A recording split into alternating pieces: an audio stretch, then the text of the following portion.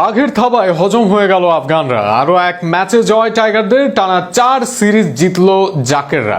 শুরুতে শরীফুল, সাইফুদ্দিন, নাসুমদের বল আর ব্যাট হাতে জাকের, শামীমের ক্যামিওতে জয়ের পথে থাকে দল। তবে বিপদের মুখে আরো একবার সোহানের বাজিমাত, শেষ দিকে শরীফুলের ব্যাটেও আসে ঝড়। টাইগারদের দুর্দান্ত জয় নিয়ে বিস্তারিত থাকছে প্রতিবেদনে।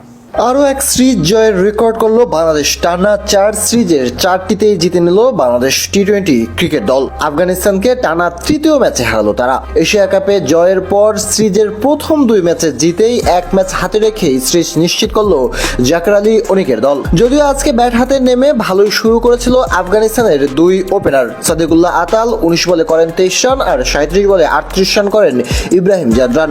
রহমান আল্লাহ গুরবাজ 22 বলে করেন 30 রান, তবে তারকাল করেন 4 বলে 1 রান। জরিস রাসুলি 14 রান করে ফিরলে আজমাতুল্লাহ উমরজাই এবং মোহাম্মদ নাবি অপরাজিত থাকেন 19 রান এবং 20 রান করে।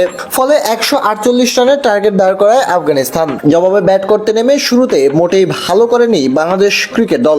2 ওপেনার আগের ম্যাচে করেছিলেন অর্ধশতক, তারা দুজনই আজকে ফিরেছেন 2 রান করে। 7 বলে মাত্র 2 রান করে ফেরেন তনজিদ হাসান তামিম এবং এরপরই 5 বলে 2 রান করে ফেরেন পারভেজ হোসেন ইমন। দুর্দান্ত শুরু করে 18 রানের বেশি করতে পারেননি সাইফ হাসান। তবে আজ দুর্দান্ত করেছেন 2 middle order batsman Jaker Ali Anik এবং শামীম হোসেন পাটোয়ারি। জাকের আলী অনিক 32 রান করে ফেরার পরে 33 রান করে ফেরেন শামীম হোসেন পাটোয়ারি। সেখানেই মূলত জয়ের ভিত গড়ে বাংলাদেশ ক্রিকেট দল। শেষ দিকে নুরুল হাসান সোহানের বুদ্ধিদীপ্ত ব্যাটিংয়ে জয় নিয়ে মাঠ ছাড়ে বাংলাদেশ টি-20 ক্রিকেট দল। শ্রীলঙ্কাকে শ্রীলঙ্কার মাটিতে হারিয়েছে, এরপরে পাকিস্তানের সাথেও সিরিজ জিতে বাংলাদেশ। সর্বশেষ সিরিজ জিতে নেদারল্যান্ডসের বিপক্ষে, এবার আফগানিস্তানের বিপক্ষেও এক ম্যাচ হাতে রেখেই সিরিজ নিশ্চিত করলো বাংলাদেশ টি-20 ক্রিকেট দল।